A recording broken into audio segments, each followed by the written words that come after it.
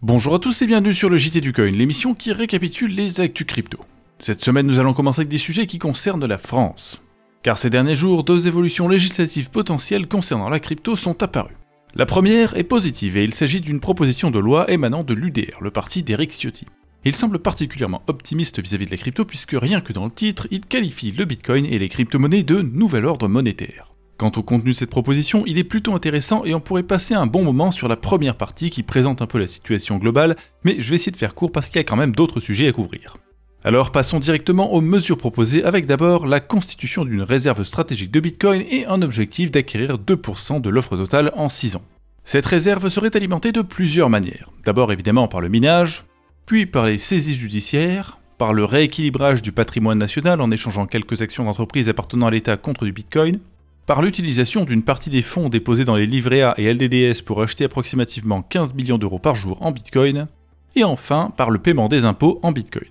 Ce qui pourrait être très intéressant, notamment pour quiconque veut vendre sa crypto sans avoir à payer des impôts sur l'argent utilisé pour payer les impôts. Deuxièmement, il propose de simplifier l'existence des monnaies stables, autant en ce qui concerne leur émission que leur utilisation au quotidien, avec notamment 200 € par jour qui seraient non imposables en achetant des biens et services fournis par des entreprises françaises, ce qui serait idéal par exemple pour faire des courses. Et puis elle serait même utilisable pour payer l'impôt, ce qui ferait qu'on aurait deux options différentes. Enfin, en ce qui concerne le concurrent centralisé des monnaies stables, c'est-à-dire l'euro numérique désiré par la BCE, il serait tout simplement interdit eu égard aux dangers colossaux qu'il présente en matière de liberté et de vie privée.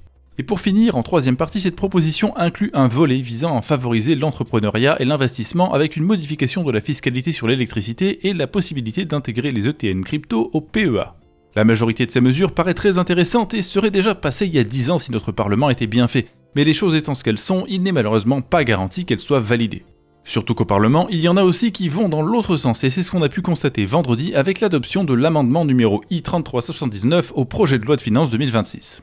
En effet, cet amendement vise à modifier l'IFI et faire de l'ancien impôt sur la fortune immobilière un impôt sur la fortune improductive qui inclurait les cryptos. Même si c'est une mesure relativement mineure et qui sera sans effet pour une grande partie des investisseurs puisque le seuil d'effet de cet impôt sera par ailleurs rehaussé à 2 millions d'euros, elle reste la marque d'un certain mépris pour les crypto-monnaies qui sont de ce fait toutes catégorisées comme improductives sans exception, c'est-à-dire purement spéculatives et inutiles dans le monde réel. Et c'est d'une idiotie sans nom. Il m'a suffi de quelques secondes pour penser aux plateformes de jetonisation de biens immobiliers. Un bien immobilier jugé productif en principe, mais qui a été offert aux investisseurs sous la forme de jetons, deviendrait donc improductif par la magie de la cryptophobie de nos politiciens. Et on peut également mentionner les DAO dont la propriété est concrétisée par des actifs numériques et qui sont pourtant conçus pour être des organisations productives. Mais voilà, faire partie d'une DAO c'est automatiquement être improductif parce que ça touche à la crypto. On peut voir là la faiblesse du niveau de réflexion de nos élus, ou en tout cas de ceux du groupe Les Démocrates. Au final, s'il y a une chose de positive, c'est que bien que cet amendement ait été adopté, le projet de loi 2026 n'a pas encore été finalisé et il se pourrait qu'il soit remodifié un peu plus tard. Maintenant, si on dézoome un peu pour regarder l'Europe, ce n'est pas beaucoup mieux parce que le projet de loi de Ciotti n'a visiblement pas vraiment fait peur à Christine Lagarde. Dans un communiqué de presse du 30 octobre, la BCE a annoncé passer à la phase suivante de son projet d'euro numérique avec a priori une première mise à disposition en 2029. Mais qui sait, peut-être que d'ici là, l'argent des lobbyistes aurait pu les faire changer d'avis. D'après cette organisation de surveillance des lobbies qui a publié un rapport mercredi, les grandes sociétés de la cryptosphère ont dépensé pas mal d'argent à cet effet. Kraken et Coinbase en particulier puisqu'elles ont dépensé au minimum quelques centaines de milliers d'euros pour faire du lobbying auprès de l'UE. Pour Kraken, ça se trouverait vers 300 000 $ avec 2,5 lobbyistes à temps plein en moyenne et Coinbase vers 200 000 $ avec 0,95 lobbyistes à temps plein en moyenne. Évidemment, elles ne sont pas les seules puisqu'on trouve un paquet d'autres noms familiers dans la liste. Cela dit, les montants impliqués restent dans tous les cas vastement inférieurs à ce qu'on trouve tout en haut. Même si, il faut le dire, ces chiffres ne concernent que l'UE et représentent donc seulement une fraction des dépenses de lobbying effectuées par les sociétés crypto à travers le monde. Ensuite, dans un tout autre registre, il faut qu'on parle des dernières nouveautés chez MetaMask. En effet, récemment, le vénérable portefeuille DeFi a commencé à s'adapter au monde multi-chain. Il est désormais conçu pour faciliter la gestion d'un portefeuille à travers plusieurs réseaux, y compris Solana et bientôt Bitcoin. Et en parallèle, nous avons appris le lancement d'un programme d'airdrop de 30 millions de $ pour les utilisateurs des services fournis par le portefeuille et notamment le service d'échange d'actifs qui y est intégré. La récompense la plus intéressante pour la plupart d'entre nous est justement la plus simple à obtenir. Il s'agit des jetons Linea offerts à ceux ayant plus de 1000 points sur leur système d'airdrop. Or, en s'inscrivant, vous gagnerez 250 points, et en utilisant le code d'affiliation du Journal du Coin, vous gagnerez aussi 250 points, ce qui facilite énormément l'obtention de cet airdrop, même si on ne connaît pas encore sa valeur. Alors n'hésitez pas à cliquer sur le lien en description pour commencer avec 500 points. Et pour savoir comment gagner plus, comme toujours, vous pouvez compter sur notre article dont le lien est également en description. Quoi qu'il en soit, tout ça se produit alors que chez Consensus, la société qui développe MetaMask, on se prépare à une introduction en bourse. Actuellement, d'après un rapport d'Axios, elle serait en train de choisir ses partenaires, et dans la liste de ceux qui ont déjà été choisis, on trouverait notamment JP Morgan et Goldman Sachs. On ne sait pas encore quelle est la valorisation prévue de la société à l'ouverture des marchés, mais on sait déjà que lors des levées de fonds passées, elle était de 3,2 milliards de dollars en novembre 2021 et 7 milliards de dollars en mars 2022. Et il y a des chances qu'en 2025 ou 2026, la capitalisation à l'ouverture des marchés soit un peu plus élevée.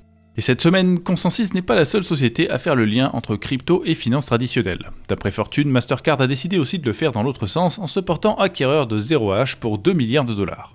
Fondée en 2015, il est estimé que cette startup à succès aurait désormais environ 200 employés. Elle offre des services divers et variés destinés aux entreprises en matière de paiement, jetonisation d'actifs, monnaie stable, plateforme d'échange, envois internationaux, staking, etc.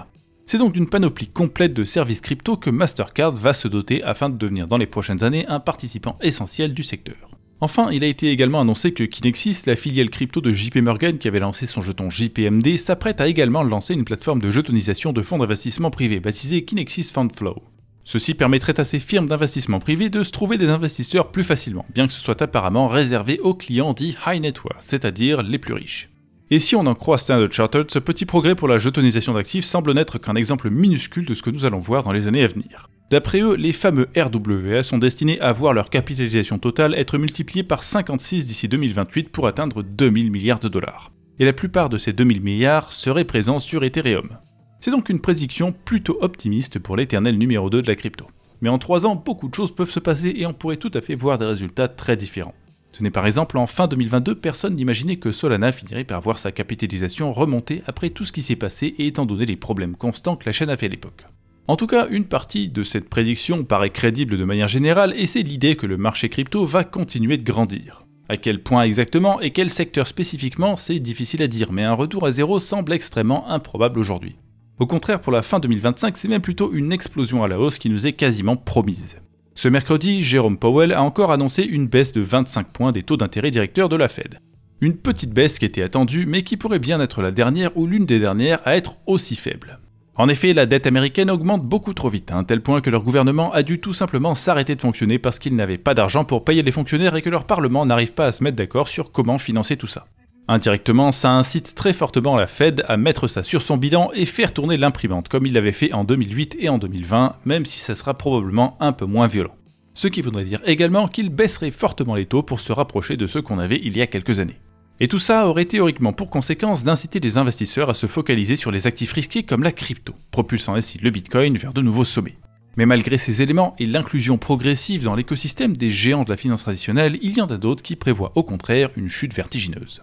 Et celui qui m'a le plus étonné, si on peut dire ainsi, c'est Peter Brand, trader depuis 1975, qui a décidé de comparer le graphique du prix du Bitcoin en 2025 à celui du soja en 1977. Parce que c'est bien connu, en ce moment, le Bitcoin est miné de plus en plus vite et bientôt l'offre sera supérieure à la demande, comme le soja.